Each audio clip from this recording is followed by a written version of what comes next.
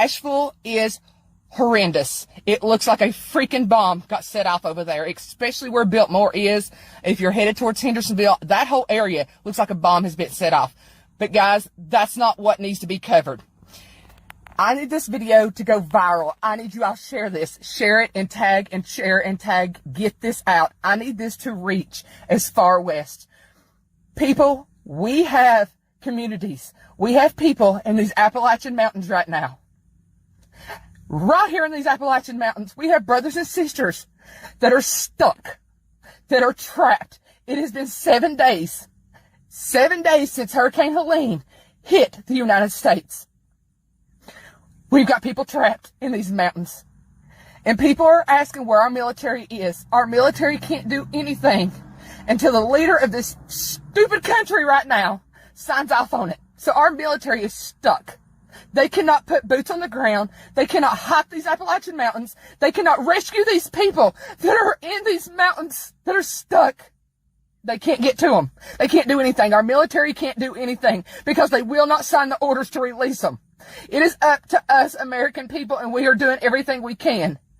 We got hit in Greene County. Our riverbank is gone. Houses are gone. I need y'all to understand, outside of these Appalachian Mountains, the news are not covering it. They're not telling what it's like. The county above us, Unicoi County, is the county you've seen all over the news where the people were on top of the hospital, had to be rescued. You saw how much water they had. That water came down to Greene County. You all have saw Newport, Cott County. Dolly was there yesterday. Dolly Parton. That's where she done her press conference where she's donating $2 million. $1 million out of her pocketbook and $1 million out of her donation, or out of her fund.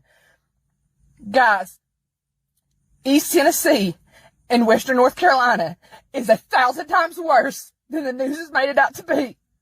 There is people, I need y'all to understand, especially coastal states.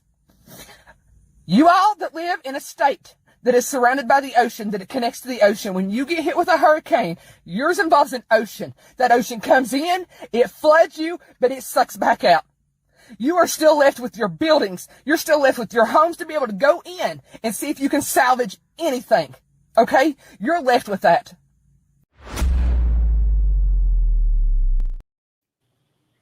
All right, folks. This is Poppin' Politics. As you saw just there, we are going to start out by covering the devastation from Hurricane Helene. Again, along with many other things, we're talking about the latest in hot topics, news, and entertainment. I'm KJ. Let me introduce you to my co-hosts. Of course, we have back with us tonight is Monday. We have Tyrone Keys from YouTube Soldiers of Finance. We have Shelly E., of course. And with us tonight is Michelle Talkington, congressional candidate of District 5 here in Maryland. How's everyone doing tonight? Doing okay, KJ. How you doing? Doing well. Excellent. Well, as I always say, like, share, and subscribe to our channel. We're on YouTube and Rumble. And if you can listen to us on Apple Podcasts and Spotify under the name Pop and Politics. Here on YouTube, your super chats and donations go a long way in helping us produce conservative content. Any amount is appreciated. This is not just a podcast, folks. This is a movement of God-fearing, truth-seeking, America-loving people that value freedom. Stand with us, subscribe so we can amplify this rallying call for freedom. All right, let's set it off. And we have a lot to get to tonight. As you saw at the top of the show, more than a week after Hurricane Helene leveled vast swaths of Western North Carolina, there are hundreds of people still unaccounted for. Shelly, you just heard that poor lady's desperate call for assistance from the Biden administration, from anyone that will help. What are your thoughts there? Again, my heart goes out to all of those Americans, all those families and people who have been devastated, their lives. But I'm gonna dig in. And let me tell you, I know we always look for something and someone to blame, and I'm going to do that tonight. I blame ultimately our Congress, our government. Why? Because for decades and years, we, the American people, we vote in these jokers to go to DC in our state houses. And most of the time, they take our money and they do whatever they want to do with it. That's number one. Number two, I'm going to blame, if you will, many millions of the American people. Let me tell you why. Because we have a mindset, and it has been building over decades. It didn't just happen under this administration. The mindset is that we have allowed, and we believe that our government is the end all, the fix all. We give away our money. We don't push back. We allow them to make laws to regulate us to the hilt, without any transparency, basically. No government and no budget. We get these spending plans that fund all kinds of pork, and yet we cannot even go and help to rescue our neighbors, our families, our other Americans that are sitting on top of hospitals and roofs because FEMA, who gets billions of dollars every year, doesn't know where the money goes. Yeah. That's who, if we're looking for somebody to blame, maybe it's too soon. I don't know, but I'm taking that risk. I have been sick of it. Our Congress needs to open the books, and Americans, we need to take back our country.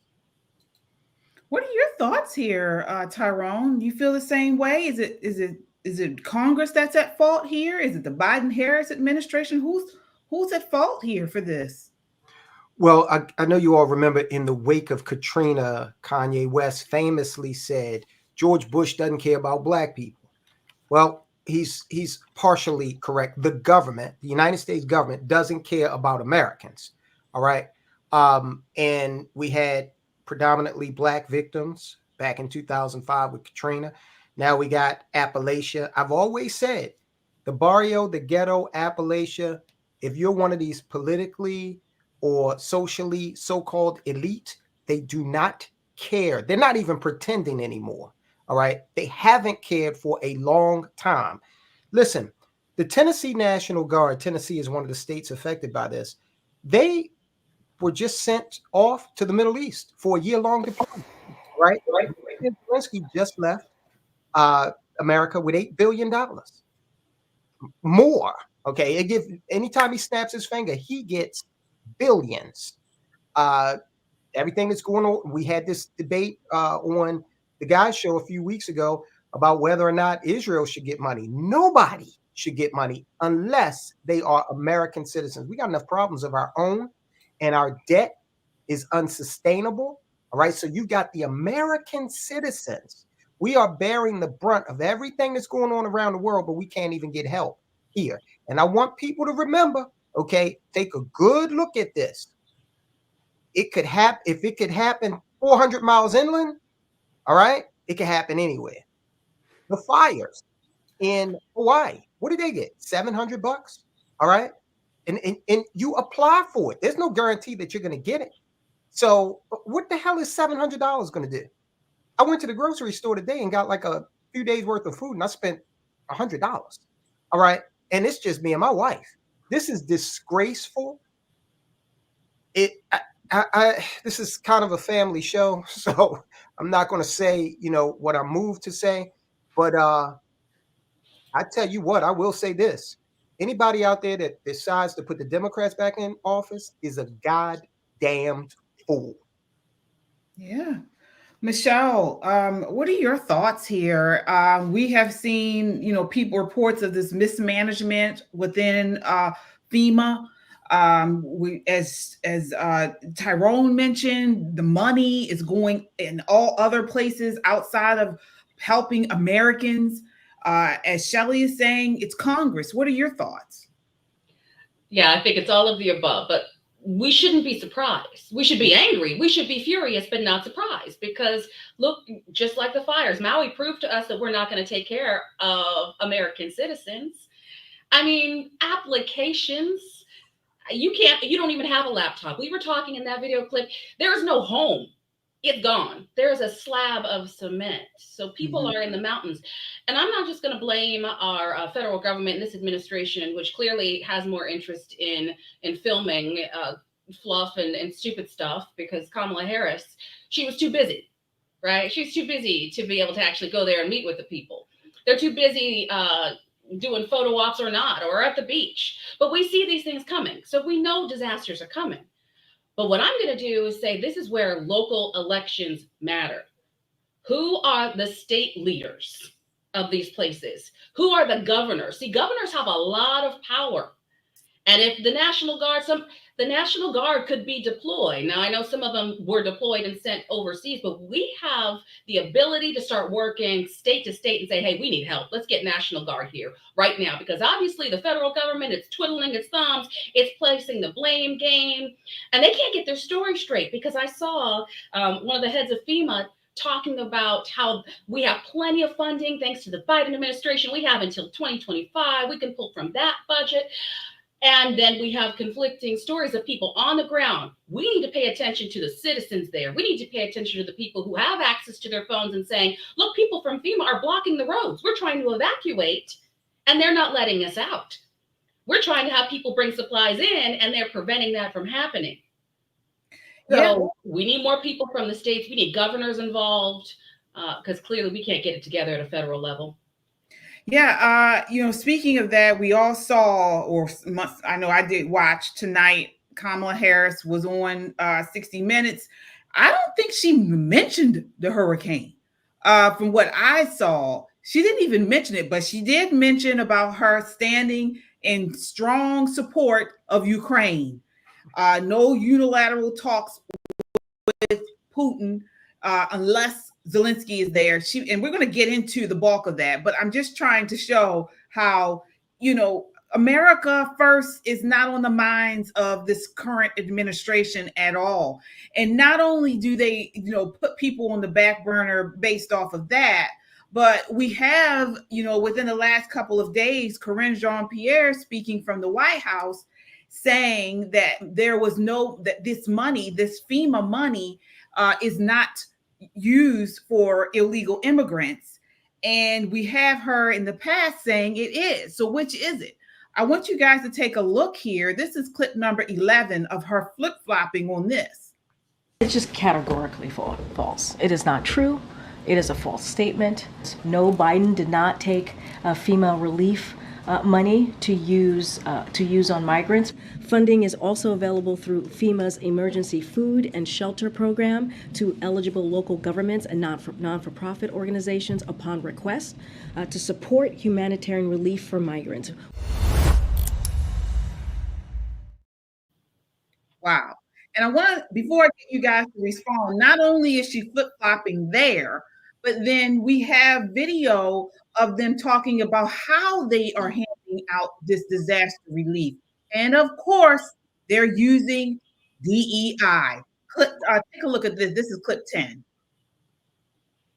Sparked a few things in my mind, thinking about preparedness and how you said, LGBTQIA people and people who have been disadvantaged already are struggling. They already have their own things to deal with. So you add a disaster on top of that. It's just compounding on itself. And I think that is maybe the why we're having these discussions, is because it isn't being talked about. It isn't being socialized. We're not paying attention to this community. Thank you so much. Maggie.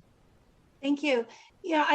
There are a couple of things that are intersecting in my mind here. One of them is the culture of emergency management as an organization, as an industry in the United States specifically, not abroad.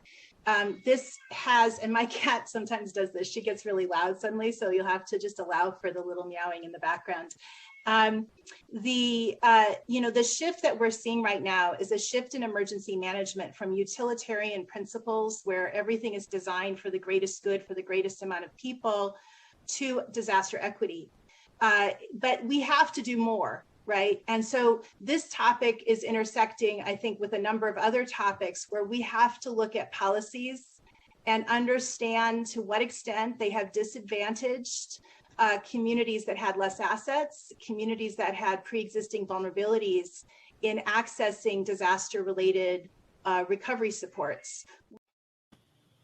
What in the world? Disaster equity? I want to get your response on this, Shelley. Before I do want to acknowledge our super chatters here. Guys, thank you so much. All right, let's see here. Tijuana Border Jumper, thank you. Says, we let government go on autopilot. I take blame. Yeah, something's going on here. Brown Eyes with the $10 super chat says, I live in California. There have been misappropriated funds here also. Gavin Newsom does not practice what he preaches either. Wow. Yeah, I'm not surprised. But I mean, what is this? Shelley, what is your response to that? First of all, I don't even know what the hell they were talking about. Okay. I don't even think they would know either. They're just using, again, this fancy sounding language, feel good words that make people think that they really know what they're talking about. Let me tell you the best way to make communities stronger and more resilient. Give and let people keep more of their own money, because when people have more of their own money, they tend to invest in what is in their best interest, not some bureaucrat sitting in DC or our state houses determining what they're going to do with the taxes that have been, I'm going to use the word, confiscated from working Americans. That's not the best use. Ronald Reagan said it. When you hear these words, you need to run, basically. I'm from the government and I'm here to help. Now, I know people are going to say, well, oh, Shelley, you're an anarchist. No, I've always said there is a place for government, but big government never does communities and families any good. All it can do to sustain itself is take more from families, from individuals, from the workers who are actually paying the taxes, and give to their pet projects, their pet peeves, getting money from the unions or whatever other lobbyist group or PAC. This is what we have come to. We have too many Americans, again, I don't care if you don't like it. We have too many Americans who literally believe in sucking the tits of the American public, and we are draining dry. Unfortunately, Tennessee and North Carolina have gotten a whole lot of water right now, but America as a whole, we are being drained dry. Yeah, Tyrone, I mean, you heard what she said. This lady is talking about disaster equity. What in the world is that? I have no idea. As you and the audience knows, at one point I was a firefighter EMT. Look, our job as first responders was just to address emergencies. I didn't give a damn if you could have just came from a Klan meeting. I don't know. I don't care. I'm there to address your emergency. I don't even know how to begin to define disaster equity. Really, it's just like homophobia, which means fear of humans. Disaster equity really means that everybody gets a disaster. But this is liberal news speak straight out of Orwell's 1984 rather. In one way that we need to start pushing back is recognizing that right there on that Zoom call, that was the bureaucracy, the nameless, faceless bureaucracy at work. Now, for those like Ms. Talkington, who's going to go down there to Capitol Hill, one thing that we need to start doing, all these legislators think that it's their job to go down there and start writing new laws. No, take a look at the situation and see how you can start eliminating laws and red tape. Take a look at the situation. I'll give you one for free, Ms. Talkington. NASA. Their budget needs to be cut in half, and they need to be confined to unmanned scientific research only. If we're going to thrive in outer space, Elon Musk, Jeff Bezos, and the rest of the guys I'm sure they'll do a fine job. But we need to really start putting a foot in the ass of the bureaucracy. Nameless, faceless. Fauci was a bureaucrat, 40 years. Okay, we didn't even know who the hell he was until 2020. So that's a big part of our problem is the bureaucracy. And they were an example. They are an example of that. And how weird they are. They got the one guy that's obviously eating soy burgers every time he gets a chance. You got, I got an English degree. Okay. I don't get the pronoun thing. I'm not trying to get it. So that's my 2 cents. I think that bureaucracy is a huge part of the problem. Yeah, yeah. And again, Michelle, that's a good point. What do you think about that? Trying to lessen the bureaucracy, decrease the bureaucracy that we have in Washington, D.C. It's interesting. I've had quite a few events where they've asked, what policy are you going to put in place first? And I said, I'm going to tell you what I'm going to do first. I'm not going to put a policy in first. I'm going to focus on what we need to get rid of. Mm-hmm. What I'm not going to do is I'm not going to vote on more spending that goes overseas. What I'm not going to do is vote on our money, tax-paying money, going to projects to fund, dogs playing poker at these liberal colleges that we've seen have lost their minds. But what we see in this clip and what angers me is there we have the far left lunatics making this about a subgroup. Mm-hmm. This is not even about America first or America last. This isn't even about Americans at this point.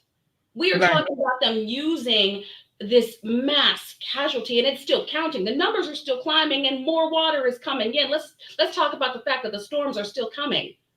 That people, like she said in the first clip before this, the people are trapped in the mountains.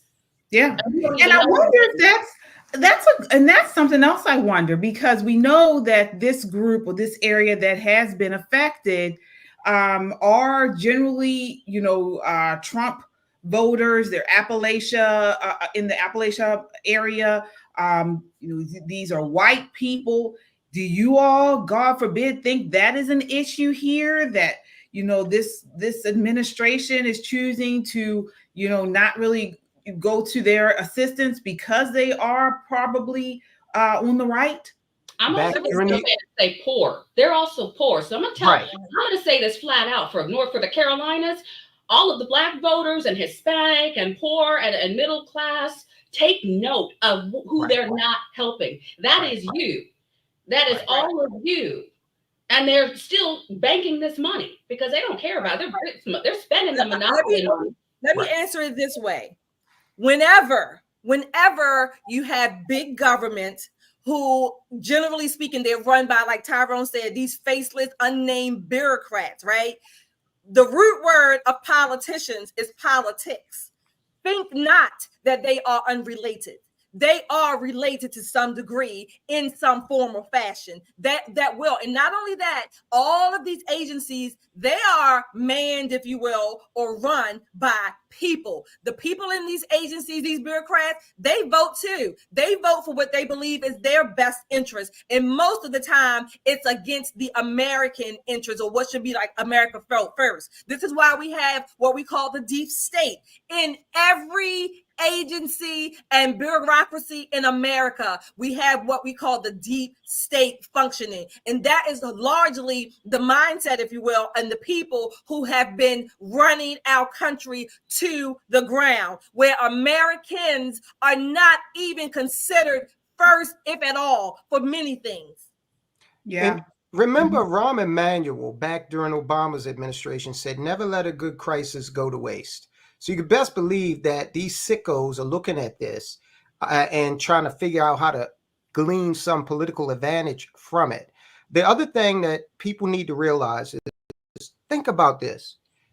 Now, if that storm hit my house, wiped out everything that we have, the closest refuge my wife and I would have is my mother-in-law in Connecticut, because although my mother's deceased, she lived further east than we do. So you got that. The other alternative is a hotel, right? Mm-hmm. Which is expensive. These people are not, this is not Vail, Colorado. This is not Martha's Vineyard. All right. These are people who, but for their shade of skin, are in the same socioeconomic class as the people in West Baltimore. Mm-hmm. And that's what we need to keep in mind. This is not black, white. From the perspective of this government, they hate us all equally. And they are demonstrating that. Okay. So that's what's going on right now. A lot of these people just could not leave. They couldn't. Where are we going? Okay. And there they are. Yeah. I do want to acknowledge our super chat here. Thank you so much. Jeff Arrington with the $20 super chat says, as a veteran, it breaks my heart to see how these politicians have divided this country. If we perform this bad on our jobs, we will get fired. They all need to get replaced. Yeah. I mean, and we have another message from Kung Fu CJ. He is part of our Freedom Seekers Members Club. Guys, if you haven't done so already, check that out. You get perks like emojis. You also get member-only content for our Freedom Seekers and a lot more. So join Freedom Seekers. We do appreciate your support. He says HARP is known by the military. That's what Kung Fu CJ says. He also says, hello, ladies and gentlemen, with the $2 super chat. Thank you so much, Kung Fu CJ. Let me say this real quick. I've seen it, including Kung Fu CJ, there are a couple of chats talking about what the United States government can and cannot do in terms of controlling the weather. Mm-hmm. People go back and study. It's on the United States State Department's website, .gov. They tell you point blank, we were doing that back in the Vietnam War with great success. This is not conspiracy, although you're not going to hear Lester Holt tell you about it. All right. It's real. And the government has plenty of publicly available documents that substantiate that. So I'm not saying I'm not suggesting that this was this hurricane was engineered, but I am saying separately that yes, folks, the United States government told you a long time ago that they do have technology that enables them to, manipulate, make it rain, basically. Oh, wow. Okay. That's what he was talking about. HARP. I see. Mm-hmm. Okay. Yeah. Well, yeah, that's what it has been. I mean, nothing's off the table now. This, to me, after seeing what they did just during COVID, I mean, understanding they had us locked down for something a little more than a cold. When you go over the numbers, my heart goes out to anyone that lost loved ones during this pandemic. But this was nothing like they played this thing to be. Forced vaccine, large swaths of the population. They mismanaged and they misinformed throughout the entire thing, very much so in the beginning and all the way through. Now we know there's tons of information. They knew that this thing was not, that this was viral and that it could be transmitted through the air and things like that. And they kept it under wraps. They knew about the jab that was not going to stop the transmission of it. They knew it. It's on video, research it, and they continue to push it. So who knows what they're doing? And I won't put it past them. All right. So speaking of bureaucracy, we have to talk about this Kamala Harris 60 Minutes interview tonight. Guys, she was on 60 Minutes tonight, and I want to get into it. I watched the entire thing. Firstly, I want to talk about how 60 Minutes framed this surrounding Trump not doing the interview.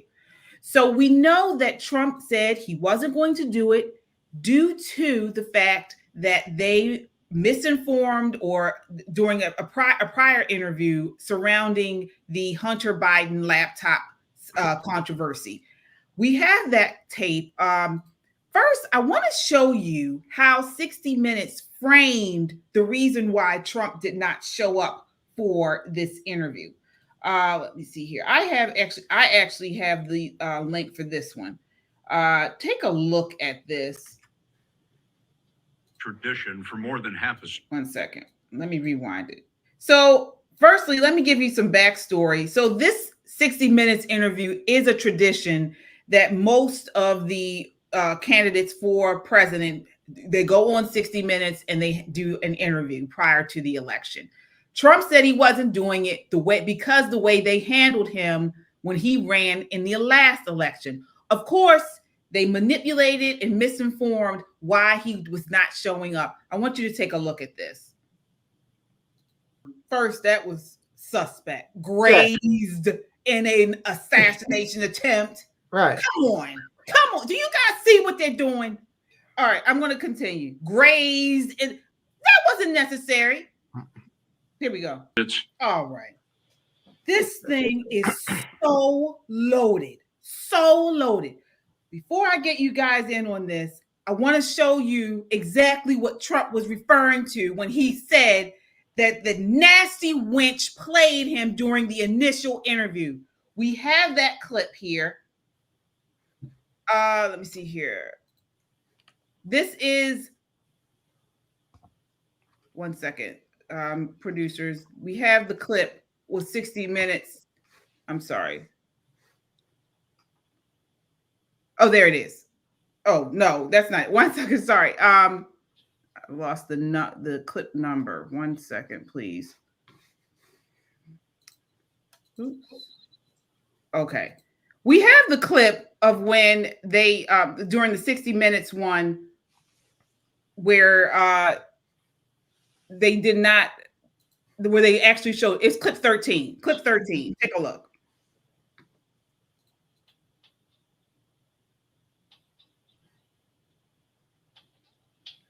Oh, do we have that? Sorry. So while they're finding that, it's the clip with Leslie Stahl, the interview that she was with Donald Trump. Anyway, you're right, KJ. How? Let me just. What? I'm sorry. Thank you, Shelley. He's walking with a ice. All right. This is the clip where he was talking with, like you mentioned, Shelley, Leslie. I'm sorry, what was her last name? Leslie Stahl. Leslie Stahl. This is the one where he was saying she treated him unfairly. And you all be the judge, because what 60 Minutes should have done was they should have shown this to give reference of what Trump was referring to, how he was mishandled or treated poorly. Here we are. Him walk out of a store, and he's walking with a ice cream. And the question the media asked him, what kind of ice cream, what flavor ice cream do you have? And he's in the midst of a scandal. He's not. And he's taking, He's of course not. he is, No. Leslie. Come on. Of course he is. It's the biggest, second biggest scandal. So the biggest scandal was when they spied on my campaign. They spied on my campaign. There's no Leslie. real evidence of that. Of course there is. No. It's all over the place. Leslie, Sir, they spied on my campaign and they got caught. Can I say something? You know, this is 60 Minutes.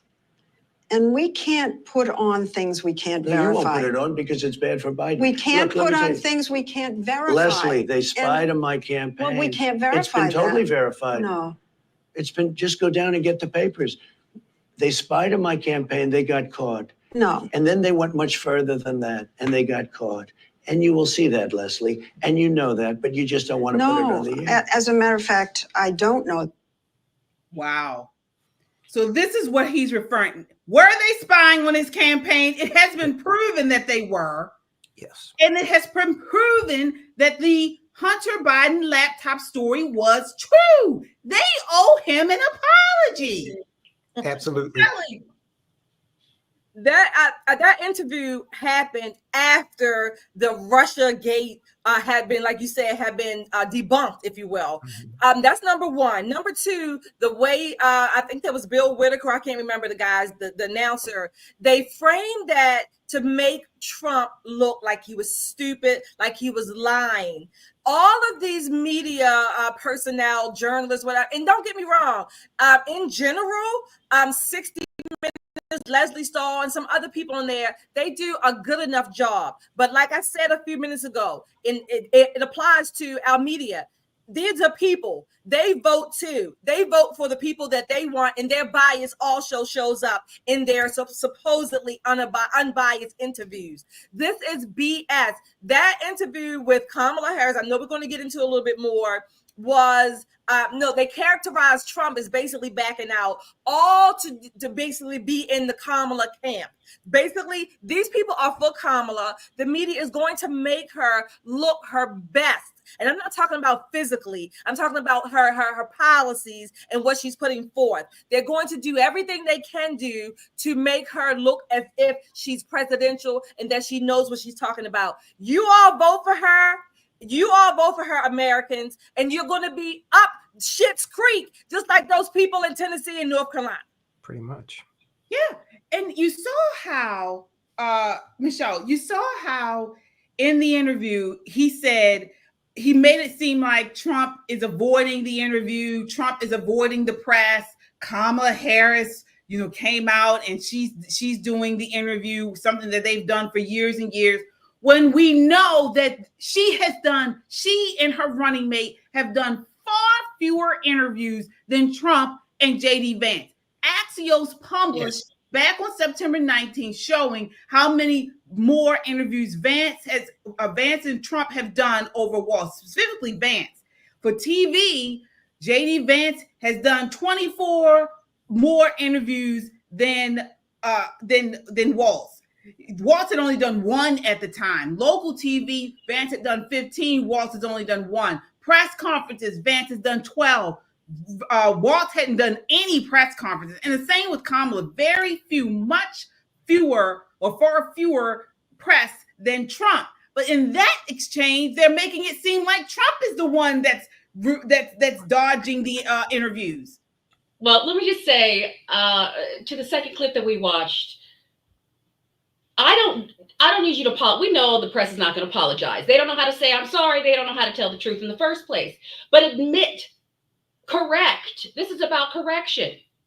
And so when they say it might be a blip somewhere in a newspaper and it doesn't get published. It's time for us to call them out, and it's time for them to say, look, just for fair journalism, yes, there was a mistake made. Yes, we're going to fact check. They just needed to check themselves, all of them at this point.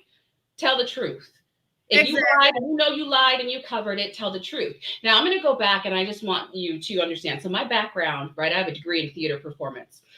And the media right now, these are supposed to be journalists that have been in this for so long, and we need to take them seriously. And I can't take them seriously when everything is dark and stormy, and they're setting up the deepest narration that anybody is ever going to hear, right? So they're leading you into this movie.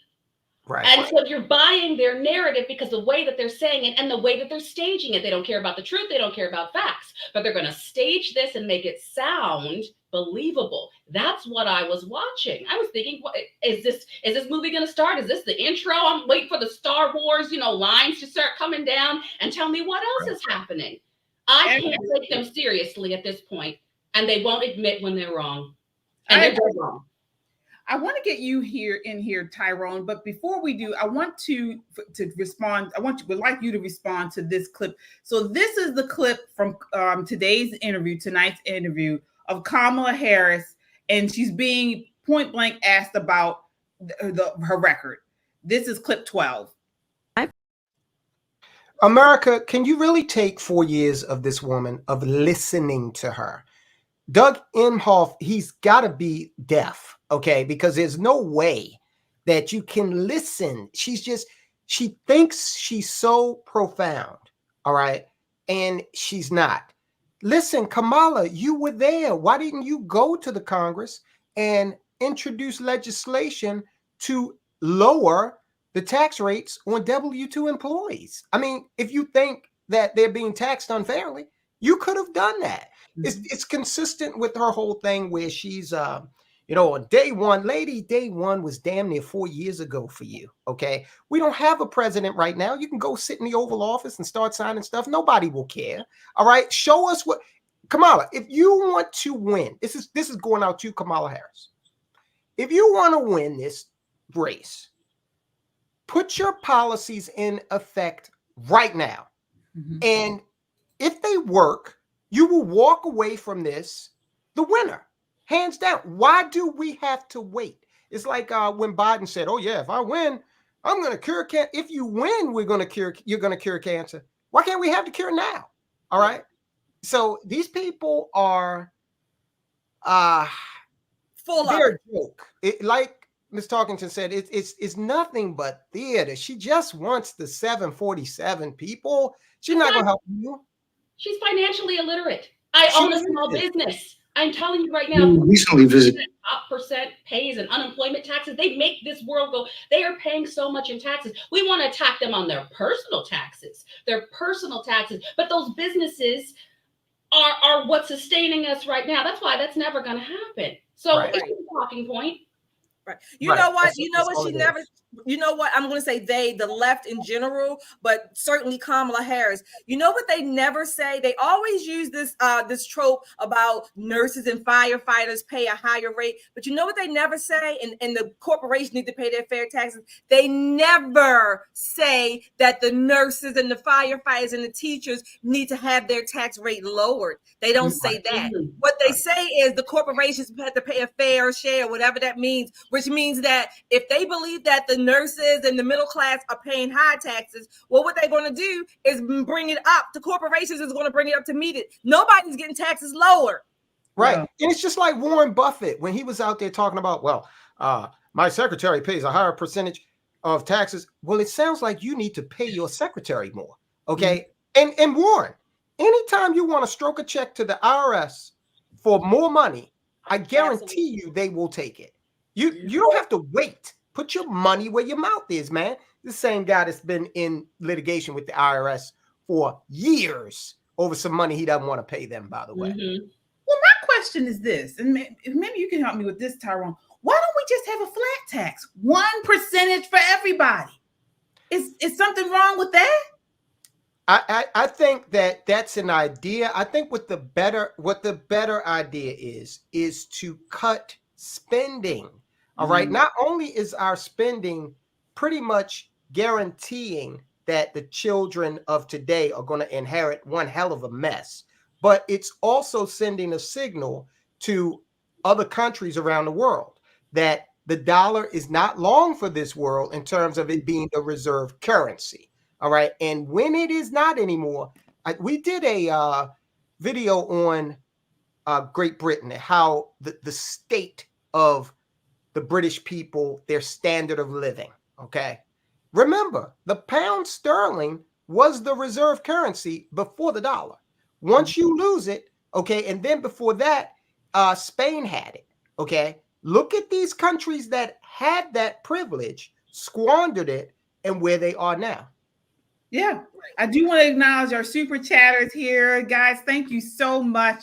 All right, let's see here. Nathan E with the $20 super chat. Thank you so much. Says, love the channel. Sorry to miss the start. No problem there. Thanks for your support, Nathan. All right.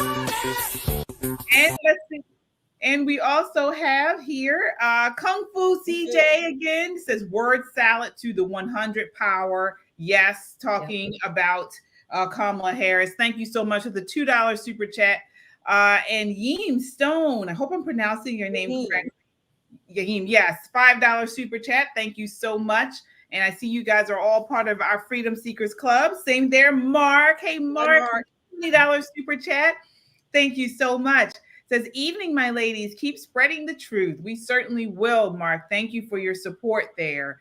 All right, Kung Fu CJ, the Bible has a flat tax. I know, brother. That's where I got it from. You're right. And I want to add to one more thing why, like Tyrone's right, cutting spending, why they don't want to cut spending and why they really don't want to cut taxes. It's because, again, the more money that they can confiscate from the American public, it gives them that much more power to pay off, and I'm going to call it kind of money laundering, if you will, to pay off. They get money from their cronies, they pay them off in these little pet projects. So it gives them this power and control over the purse of America, where, again, our Congress is supposed to have that authority. Yeah, I agree. I know we had another super chat there. LAPD SWAT with the $5 super chat says, what's your thoughts on the biolabs in Ukraine? What are they hiding? Yeah, I mean, they're hiding a lot. And I think that is also part of the reason why they don't want Trump to get into office, because he's going to get down into what is exactly going on over there in Ukraine. We know that they had some, as you mentioned, biolabs there doing different types of experiments similar to what they were doing in China. We also know Elon Musk mentioned earlier today, one of the reasons why they don't want Trump in office is because he will expose Epstein's client list. And many of these billionaires who were part of it don't want to be found out. And Kamala Harris is planning not to expose it. And so that's one of the reasons why they're not voting for Trump. So there are a lot of things that may become let out if Trump gets into office, and this is why they don't want him in office. I want to show another clip from this 60 Minutes interview where she was talking about the border. Take a look here. This is her, and one thing I will say, the gentleman who interviewed her, Shelley, do you know his name? Bill Whitaker. This was Bill Whitaker. This was the first interview that she's actually been pressed. She squirm her way out of the questions. When she gave non-answers, he went right back in and said, what I want a response. I need an answer. I need a detailed answer. And here she was called. Okay. Hey, look, in the immortal words of Chuck D, don't believe the hype. That man ain't trying to lose his pension. That whole thing was orchestrated. Okay. Kamala, we got to show him that you can handle the tough questions. Okay, that's what that was, because she was way too prepared in her comebacks to what he was saying. So all that was to try to dispel the fact that this woman would not know how to think her way out of a wet paper bag. This guy was in on it.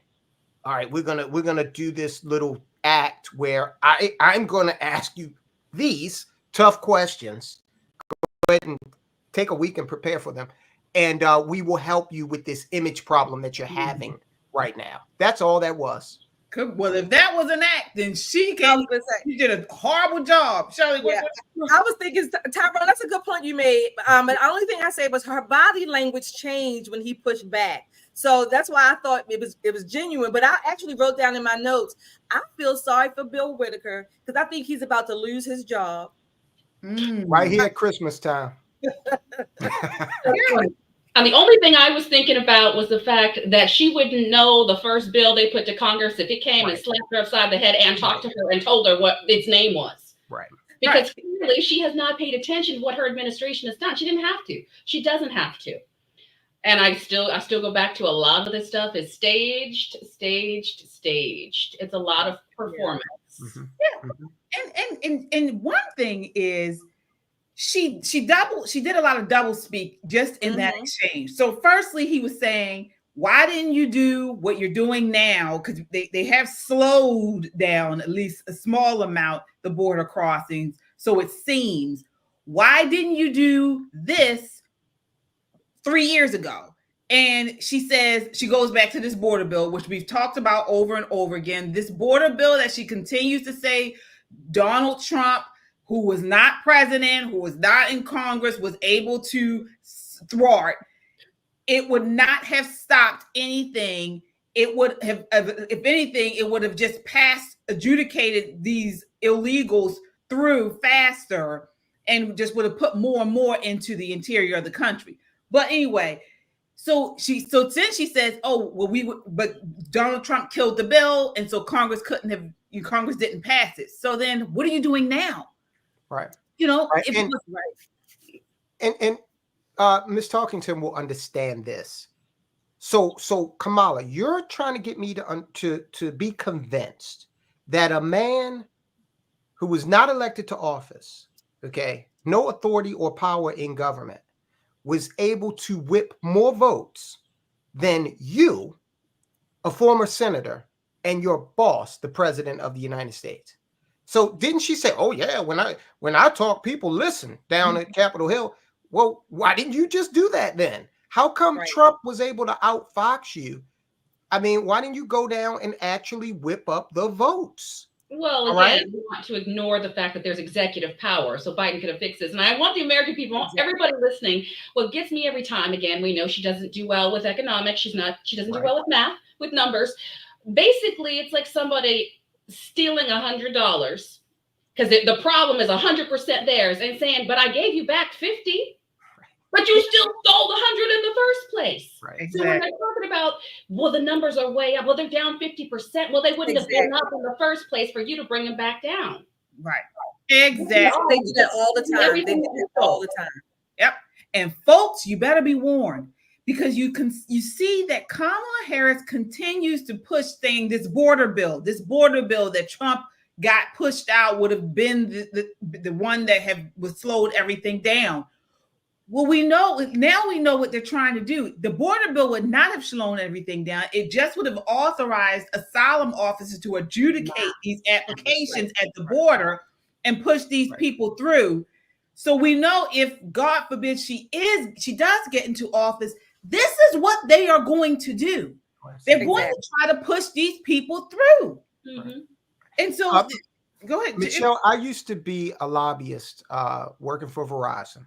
So I offer you this. I can draw up, once you get elected, what we'll call the "you ain't got to go home, but you got to get the hell out of here" act of 2025. And we can help Trump get these people out of here. I'm sorry, if you came here legally, it's time to go. We got our own problems. All right. You got to go somewhere else, and then try it again legally later on. Thank you. Yes. She never answered the question. He asked her, was it a mistake to allow this flood of people to happen in the first place? She never answered the question, because she knows it's the correct answer is one that puts the blame and accountability back on her and their administration. Right. Exactly. Yeah. She also, we don't have this clip, but she was also asked about meeting with the Ukraine issue, and would she meet with Putin to come up with some type of deal. And she said, no, she would not meet with him bilaterally. If any meeting were to occur, she would have to include Zelensky in on that meeting. So, people, nothing is going to get done if this woman gets into office. Not one thing. She's weak. She is ill prepared. Yeah. Plenty is going to get done. Plenty is going to get done. Inflation is going to continue to skyrocket. We are going to continue to inflame every part of the world that we can with martial conflict. All right. We are going to continue to see our debt rise, and the quality and standard of living in this country socially, economically degrade. And we're also going to see little areas of the country. We're really already starting to see this, where you got warlords, actual little local warlords coming into prominence. All right. So plenty is going to happen. All right. While she sits back and giggles the whole way. And whenever she's left last in the room, all hell breaks out. Wherever she's so. Right. But some people are actually starting to actually see the light and understand that her getting elected would be disastrous. And this brings us to what happened on MSNBC. So an MSNBC host was stunned after key Donald Trump impeachment witness Gordon Sondland is now backing President Trump. Take a look at this. This is clip 4. Oh, I had a quid pro quo this morning. I went to Starbucks and I gave them my American Express card, and they gave me a cup of coffee. Right, but under law, a commercial transaction is different than a quid pro quo, which I think you know because you were at the center of that. And after January 6th, we saw what Ms. Matthews did. Let's listen to where you drew a line in the sand. Completely in, even with all of the foibles that everyone has already identified, and I don't need to go through them again, until January 6th. It was a no for me after that. A no for you after that. Why was it important for you to say no more Trump because of his January 6th conduct? And do you stand by that? No, I don't stand by it. And I'll tell you why. I've now lived 4 years under the Biden-Harris policies. And I have to say that those policies are not only becoming an existential threat to our country's way of life, but to our allies as well. So when you, and it has to. Ambassador, I'll let you finish, but this is so striking. You said it was a no for me after that, after January 6th. I did. And here we are right now. I did. And you're saying it's a yes for you. It is a yes for me. It is an absolute yes for me. That is how badly the Biden-Harris team have prosecuted their job. But the whole point you seem to be making was that January 6th and that kind of attack on democracy is bigger than any policy. I am seeing so many attacks on democracy that eclipse January 6th. So I want to ask Sarah. If you want to ask me what those are, I'm happy. Well, I'm going to go Sarah in the back. But this is, I appreciate Kamala Harris why she flip-flopped on 16 things. Look, I appreciate everyone being here. Sarah, I'm curious your reaction to someone who, like you, has participated, and I say that positively, Ambassador. You, as a government official, were asked to testify, and you did. And then you drew a line at Jan 6th. And then, Sarah, we see this with certain people, and I say it respectfully, who say that, he's at the table with you, and then tell us years later, never mind. Can you explain that, and what's your response to that? A couple things I want to hit real quick. First, Kamala Harris, I think we should give her grace that she can moderate her position. You heard him. No, I don't stand by it. Right. This woman is so hellish, so bad. He has changed his mind. Right. Yeah. It's interesting because you see how he went after him. Mm-hmm.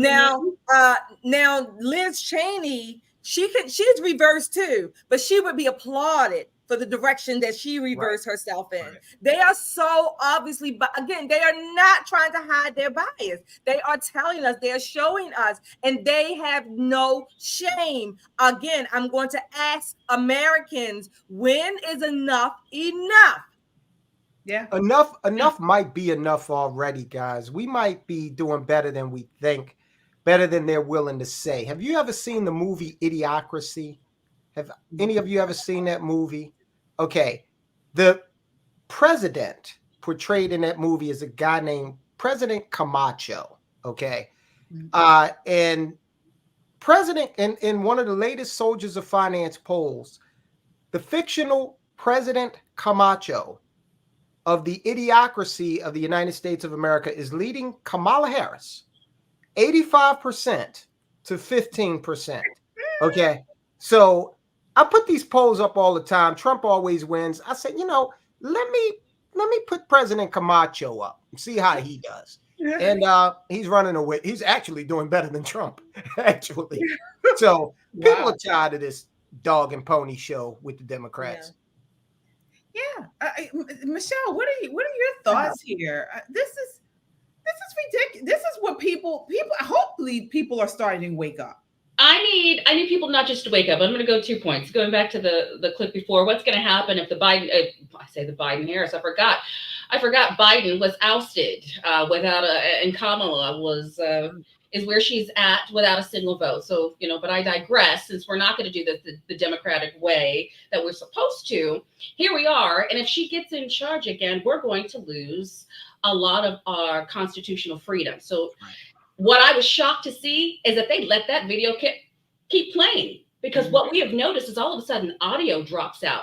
Oh, I'm sorry, ladies and gentlemen, there's a glitch. Instead, you saw the host say, oh, wait. He had to keep interjecting because he was so shocked. He didn't want him to go on and tell the reason why. Everybody's talking about this is my truth. Let me speak my truth. Well, they're all okay with that as long as it's not the truth from somebody who's going to vote for Donald Trump. And to those polls, I tell everybody, I research the polls. I pull up, okay, well, where did you go? Who did you poll? How many people were there? Because I just don't trust that anymore. They're going to do anything they can to make sure that it looks like Kamala is winning, but clearly common sense is winning, and she does not have common sense. Right. Yeah. So the people are winning. Absolutely. And we're being told by, pundits and things that the polls are showing Kamala Harris is slightly up. But she and her campaign's antics and the way they have been moving as of late kind of, are starting to show otherwise. Now she's starting to do more interviews, more press. Before they didn't want to do it, but she's seeing that, out of many of these polls, people are saying, I don't know who the hell she is. I don't know anything about this woman. And so we're seeing that, you know, now they're starting to do more polls, because I believe their interior polling is saying it's a much closer if Trump is up ahead. And so to that, we had Tim Walz actually did a Fox News interview. Can you believe it? He did a Fox News interview on Sunday, and it was a shit show. Take a look here. Before we go to that, I do want to acknowledge our super chatters here. Thank you so much, Kung Fu CJ with the $2 super chat. Says Tyrone is on it. Yes, he is, guys. And you know you can find Tyrone on Soldiers of Finance. That's his YouTube channel. Be sure to subscribe there, and he gives all types of good information. Absolutely. And do we have another super chat? Yes. Okay. Kung Fu. Oh, yes. He says, Tyrone, I need to be on your show. Oh, wow. Drop us a comment, and we'll get in touch with you. All right. Very good. He says again with the $2 super chat. Okay, Michelle. Absolutely. Okay, so I want to bring you guys this. Oh, we have another one there. Nathan back again with the $10 super chat. Says, I would like to ask a question for your guys' response. Okay. Yep. We're all ears, Nathan. Put the question in there, Nathan, next time. Yeah, put your question in. All right. And let me, if you guys would take a look at this next clip. This is Tim Walz on Fox. It's clip 7. I want to clarify what the law is there in Minnesota. Abortion Finder, a website that helps women find access, says abortion is legal throughout pregnancy in Minnesota. There is no ban or limit on abortion in Minnesota based on how far along in a pregnancy you are. You signed the bill that makes it legal through all 9 months. Is that a position you think Democrats should advocate for nationally? Look, the vice president and I have been clear. The restoration of Roe versus Wade is what we're asking for. But that law goes far beyond Roe v. Wade. To make her own choice. The law is very clear. It does not change that. That was been debunked on every occasion. But wait. Let's agree. What you signed is there's not a single limit through 9 months of pregnancy. Roe had a trimester framework that did have limits through the pregnancy.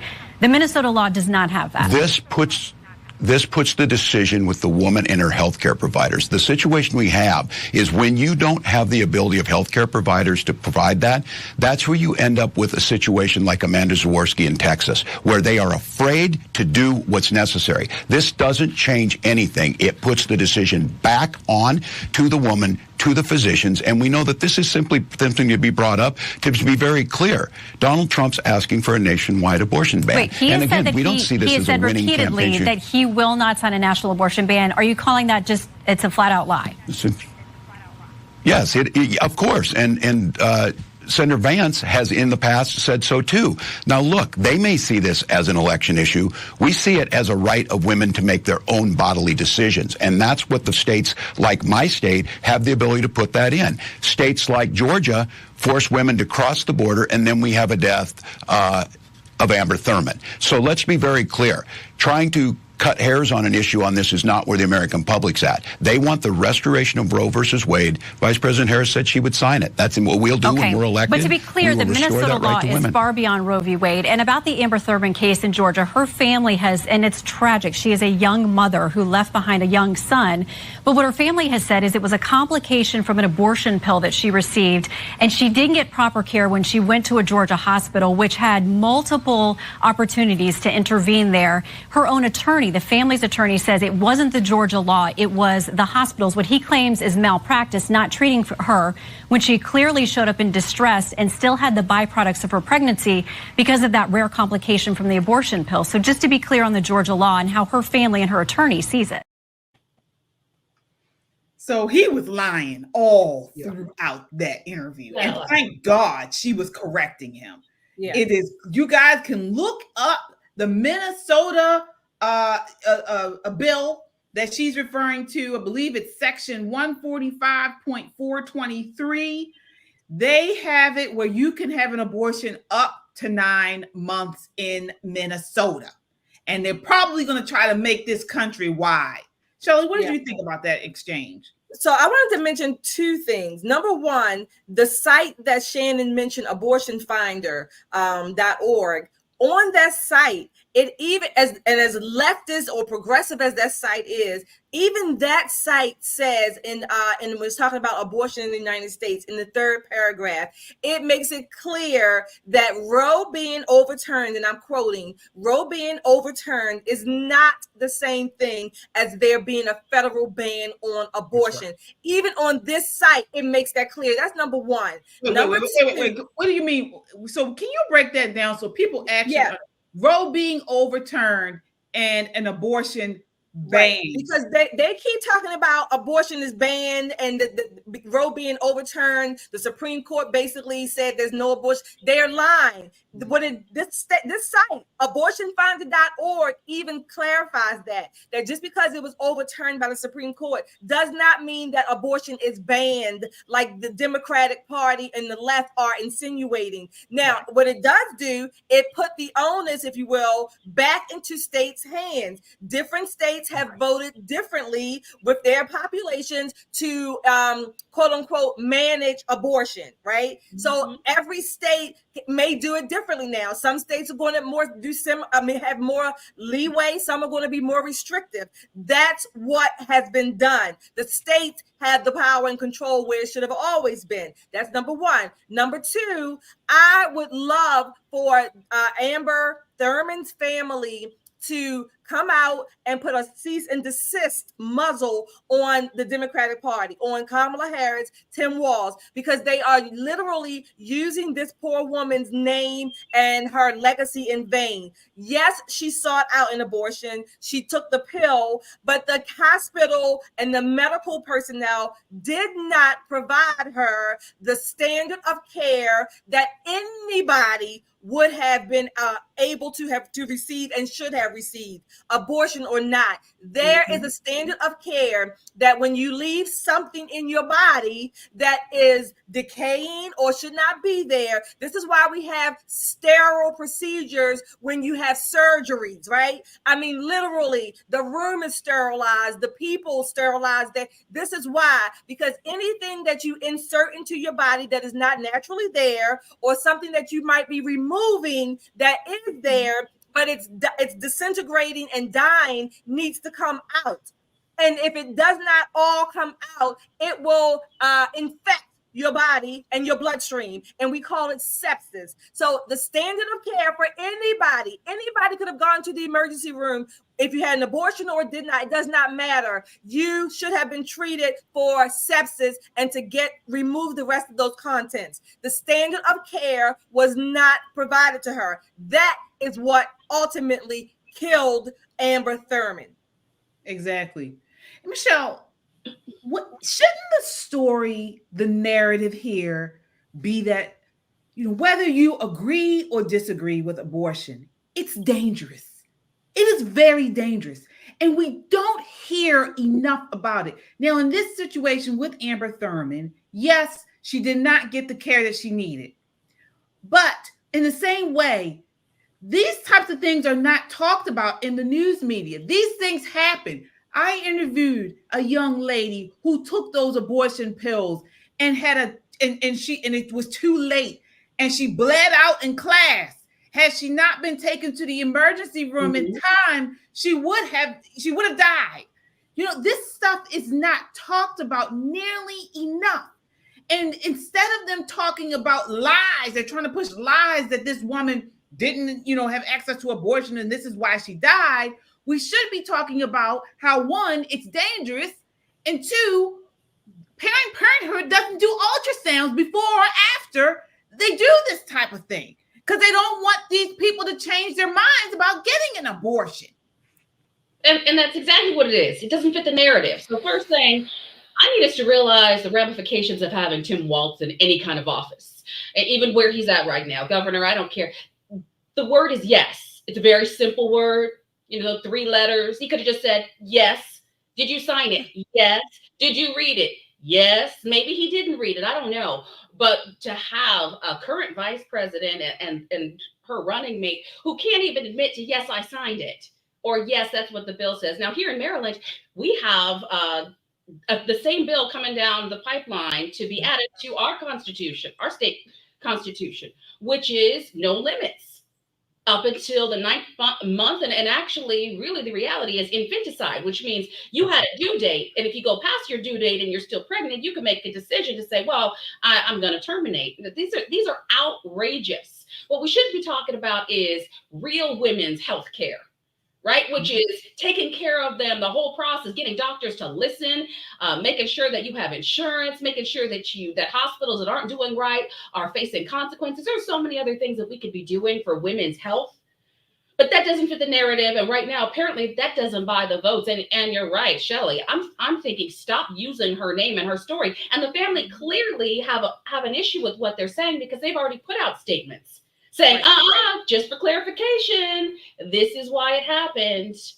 So that has to end. Yeah. Tyrone, I mean, another thing we don't hear about are the men's voices in this abortion. You know, whether you agree or disagree, we never hear men have any type.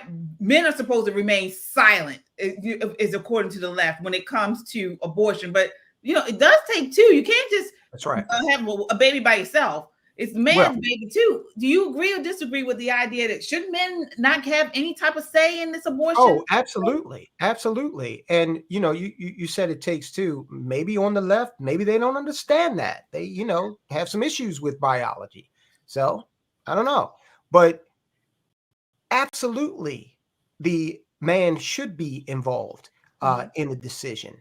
As to whether or not an abortion is going to take place. Also, pay attention to the Democrats don't really care about people. They just care about these issues that can march them up this ladder to help them maintain power. 0.5% of women in America, less than 1%, had abortions last year. Okay. But if you listen to the rhetoric around the issue, it's like you'd think it was 50%, right? Just like you would think every other person is a member of the LGBTQ community, all right, because it's blown up to such a degree in media. The other thing about this is just from a policy standpoint, this is how you can tell the Democrats are simply using this as a wedge issue to gain and maintain power. If you are pro-choice, shouldn't you prefer 50 different solutions? That's choice. All right. Sure, you're going to get some states who are less liberal than others. You know, I was talking to a friend of mine and she said, and I was telling her, I said, okay, so if this state doesn't do it, then if you absolutely positively must have an abortion, you can get up and go to this state. And she said, well, then here she comes with this. Suppose they don't have the money. I guess you can't do it. I don't have the money for a Ferrari. I can't do it. Okay. Plenty of people are sleeping in tent cities tonight. They don't have the money for a home. They can't do it. So what are we supposed to do? Start addressing every little minute, you know, situation here. You've got choice. Isn't that what you wanted? But they want to continue to use this as this wedge issue when 99.5% of women are not affected by it. Well, speaking of this wedge issue and using it, Melania Trump came out this week with an interesting video. This is clip 3. Take a look. She has weighed in on the abortion question. Clip 3. Individual freedom is a fundamental principle that I safeguard. Without a doubt, there is no room for compromise when it comes to this essential right that all women possess from birth, individual freedom. What does my body, my choice really mean?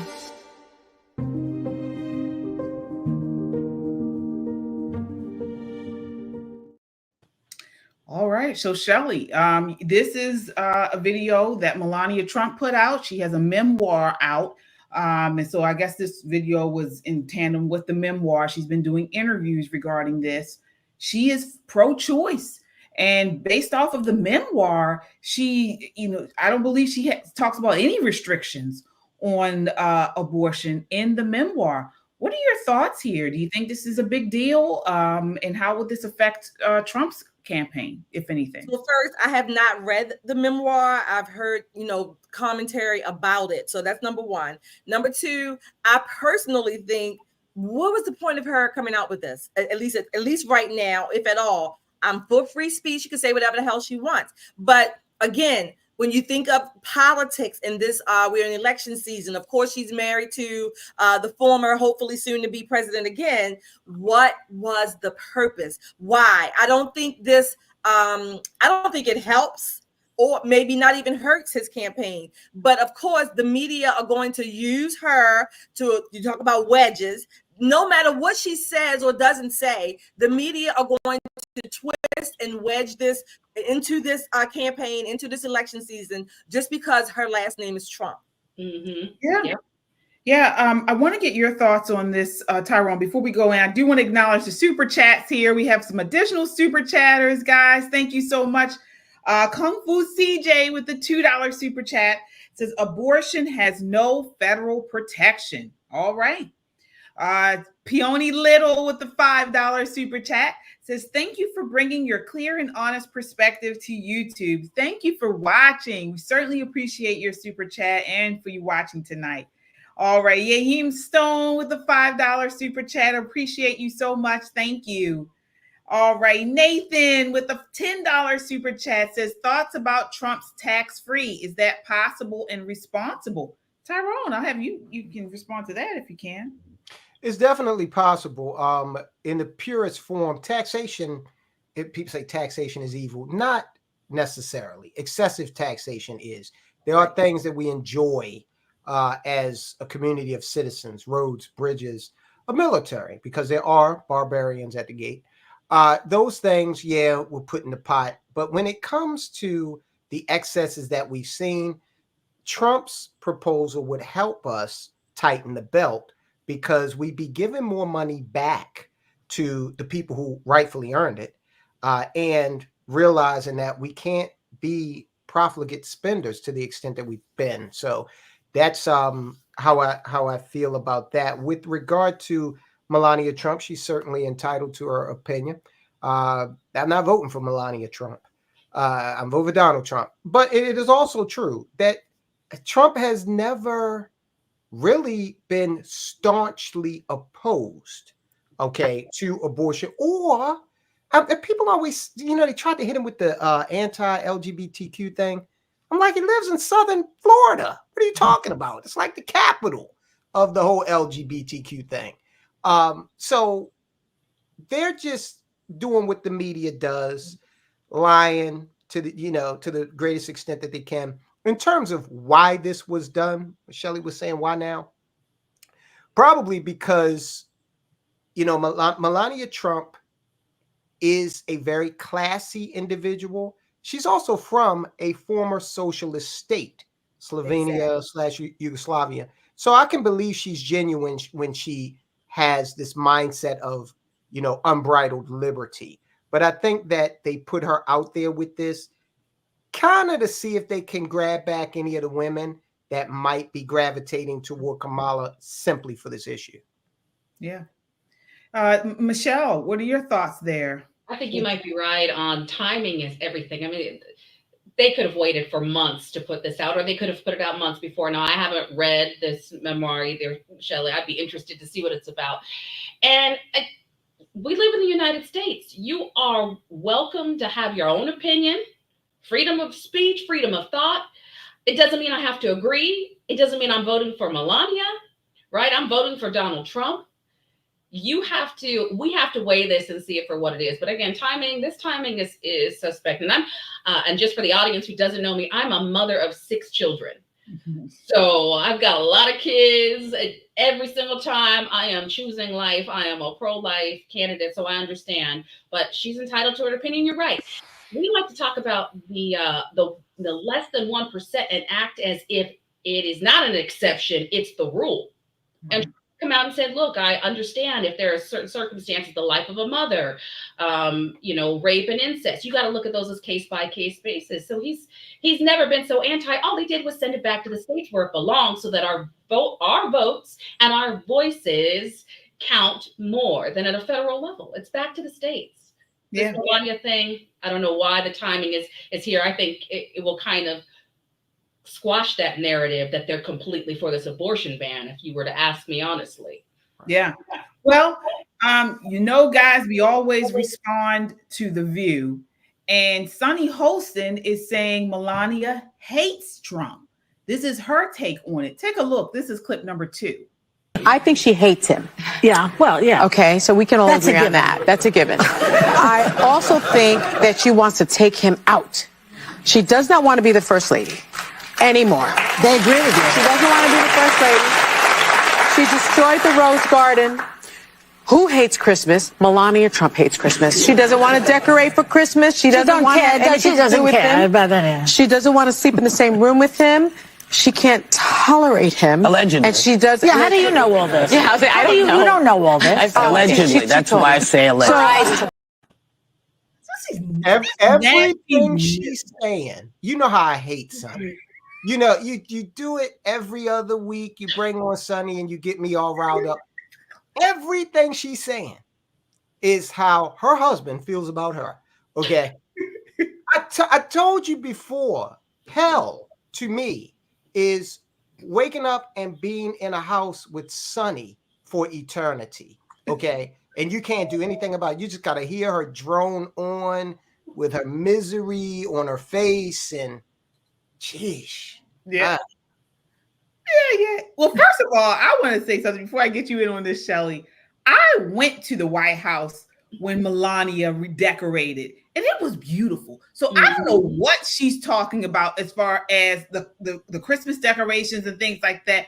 The White House was beautiful when she decorated for the holiday.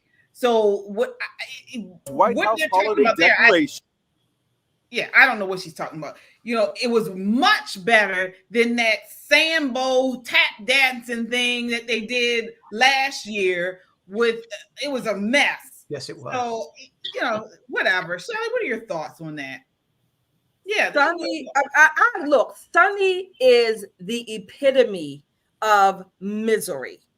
Misery disguised, looking beautiful with makeup. I was surprised that Whoopi and Joy said, how do you know all of this, right? I mean, again, she's miserable. You know why? I think because she wants Trump to hump her.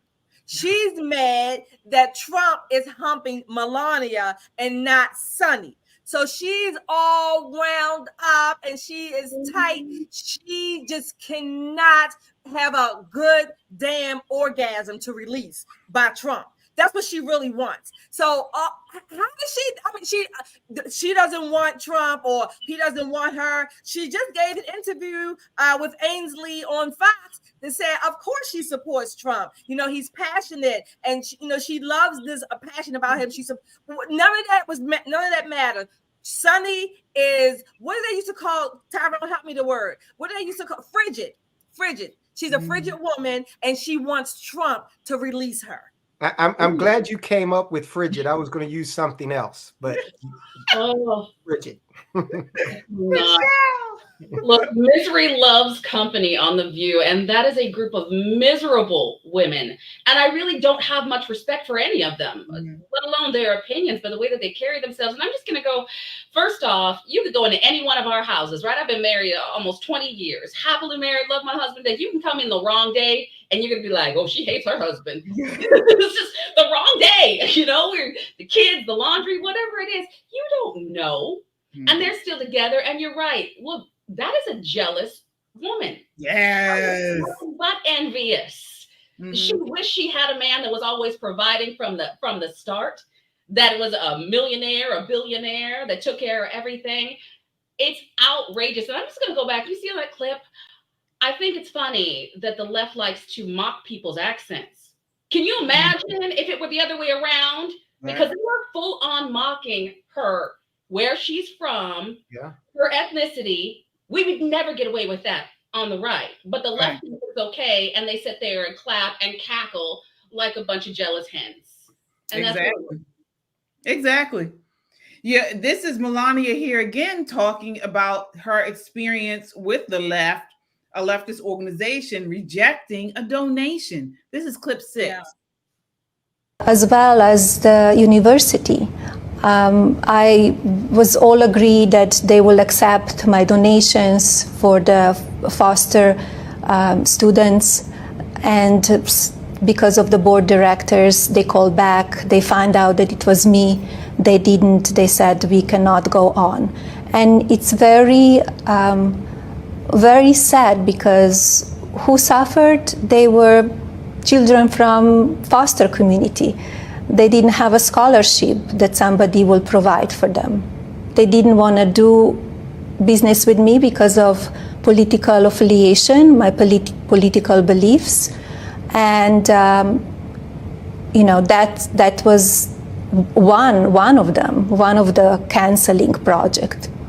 Has it changed, do you think, in the last few years at all? I think some people got the courage and they said, like, they see it, what's going on, and they're not afraid to speak, but it's still going on. I think it's still cancel culture, and that trend, it's still going on.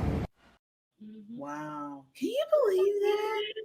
Yes, I can believe that some leftists made some poor children suffer because of their ideology.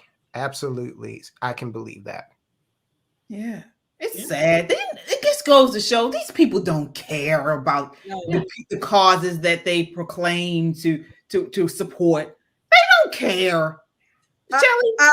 I say it all the time. Progressive policies pulverize the people they purport to protect. I mean, they do.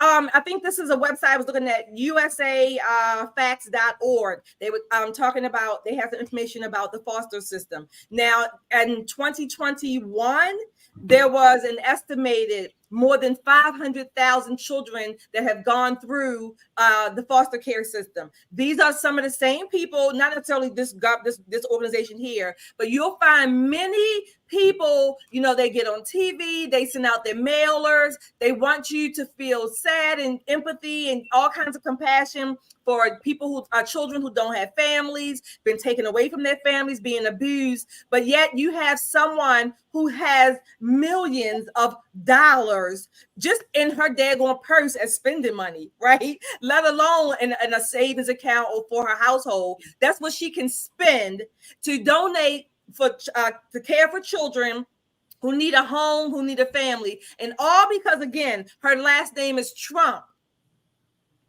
They don't want the money. It's better for the children to be in some government system that we know cannot provide for them the health and the welfare that they need, all because a woman named Trump donated money. That tells you that should be more important than whatever her last name is, than whatever his last name is. Look at who is discounting the money, and then look at what they're trying to do and keep the children housed up under the care of big government, and it's not working. No. Michelle, I want to get you in here. Before we do, I do want to acknowledge our super chatters here. Nathan E. Okay, we have this one, I believe. We did thoughts about Trump's text, but we did that one. Okay. Kung Fu CJ with the $2 super chat says Shelly is correct. One thing I do know, in the many years that Shelly and I have been friends, she is correct about 99.9% of the time. So you are right, Kung Fu. You are right. All right.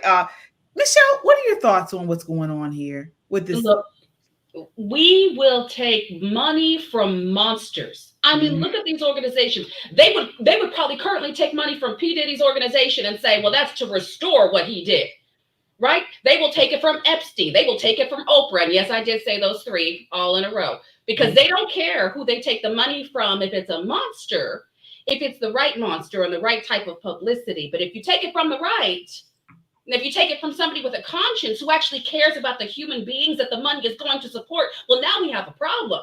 Because they're going to want the money to actually go to the children. I'm going to put it out there like that. They're going to want the money to actually fix the problem, and probably women like Melania are going to follow up on it. So you get these other big monster donors, they're not going to care. They're going to get the money. They're going to keep doing what they do. Yeah. Yeah, it's sad. It's sad. But like you mentioned, you know, what they call evil is generally good, and what's good is evil. And they'll take that evil any old day. So, yeah. Yeah. We will continue to follow this. I'm sure there are going to be plenty of bombshells dropped from her memoir to come.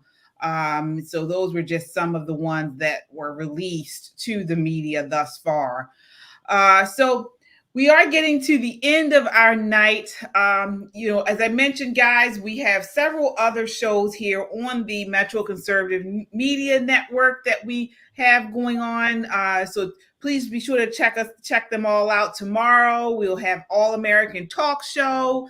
Then Thursday, we have Just the Guys podcast. And then I also have my Christian Conservative with KJ. Check them all out. If you haven't done so already, subscribe. We also have a new one not showing here, Chris Anderson Unhinged. So all of these shows are all part of our network here, all somewhat conservative, but just from different points of view, different perspectives. So check them all out. Michelle, how can people assist you and find you with your campaign? Yes, I mean, you can find me Instagram, Talking for Michelle. Go to my website, Talking Ton for Congress. I'm on the ballot right now, and I'm running against, talk about career politicians. I'm running against Steny Hoyer, who has been there for 43 years. He took his seat the same year as Reagan and the year I was born. Wow. So he has been representing us. Well, he doesn't represent me, but he's been representing our district for a very long time. So go on and find out what I'm about, share it. And I need people wherever you are, whoever your candidates are, get out and vote. We need to outvote these career politicians, the Democrats, the far left. It's just time. This is your final chance. So find me, Michelle Talkington, but find whoever is in your area and vote. Absolutely. Also, guys, we have an event coming up. It is posted on our YouTube channel in the community tab. We are hosting the Informed Voter Power Series here in Baltimore on October 18th. That's a Friday at 7 p.m. We have some dynamic speakers. You guys, we have Maj Touré is coming to Baltimore speaking at this event. We have Chad O. Jackson will be here. You know him from Uncle Tom 1 and 2. We also have Dave Anderson. He is a business coach. We have Giovanni Patterson. He is here in Baltimore with the Peace organization here in Baltimore. I mean, the list goes on. Of course, all of us ladies are going to be there. So you don't want to miss it. We have brought thought leaders from across the country to share insights on conservative solutions that can empower voters in urban communities. Come out if you are in Baltimore. You can check us out on Eventbrite, where you can get your tickets there. And it's going to be a great evening of food, fellowship, and most importantly, information. We got to change what's going on in our communities, guys. We have to start taking a standing up and providing solutions, conservative solutions to these issues. So definitely check us out there. We're going to be talking about all types of things: entrepreneurship, economic development, education, marriage, family, health. I mean, the health is very important. It's not talked about enough. RFK Jr. has really started to push that part of the environment with health. And so we want to continue to push that out there as well. Okay, so that does it for us tonight. Again, it's Monday. We got Tyrone on here. If you didn't get enough of him on here, you can check him out on Soldiers of Finance right here on YouTube. What do you have coming up on Soldiers of Finance, Tyrone? Well, we've got a video up today about how MSNBC got caught in a sting operation and admitted that their viewers are stupid. We've got our old friend Tiffany Henyard up in Dalton. We're still following her. And we got a very interesting video coming up on Wednesday to show you how Vladimir Putin's Russia is actually giving a gift to investors the world over, including America. Wow. Okay. All right. Definitely check you out there. Guys, I want to leave you with this Trump rally in Pennsylvania. This man, I mean, there's no comparison when you think of what he's gone through. He went back to Butler, Pennsylvania this weekend. He took Elon Musk with him. And he said, you know what? You guys can come at me with everything you got, and I'm still standing. This is our president, President Trump. He went back to where they tried to take him out in Butler, PA, and he said he gave them his ass to kiss. He said, bring it. As the song says, after you've done all you can, you just still stand. Yeah, absolutely. Absolutely. He sure did. And I want to leave you guys with this clip of what happened. I do see we have another super chat here. LAPD SWAT with the $5 super chat says, do you think we will see Oprah arrested? I doubt it. Yeah, I doubt it. What do you guys think? Nah, that's not gonna happen. Yeah. Okay. Yeah. But again, I want to end on this. I want to end on our president, President Trump in Butler, PA. We will see you on Wednesday, guys. Wednesday night at 8 p.m. This is clip 5, Trump in PA. I think Good night, everybody. This election, I think it's the most important election of our lifetime. This is no ordinary election. The other side wants to take away your freedom of speech. They want to take away your right to bear arms. They want to take away your right to vote effectively.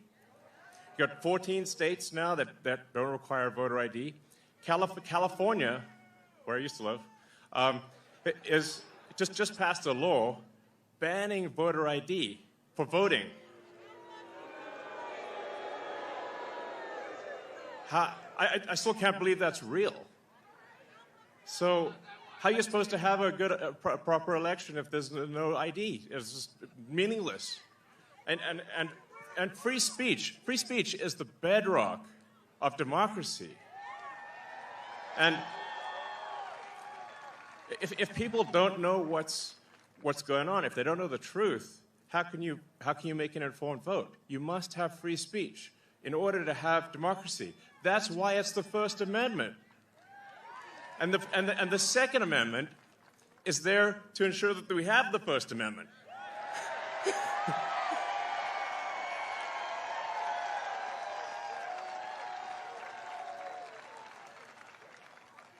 President Trump must win to preserve the Constitution. He must win to preserve democracy in America.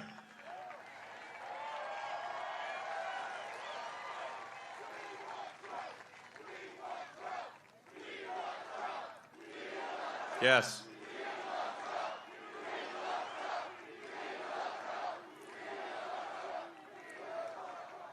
It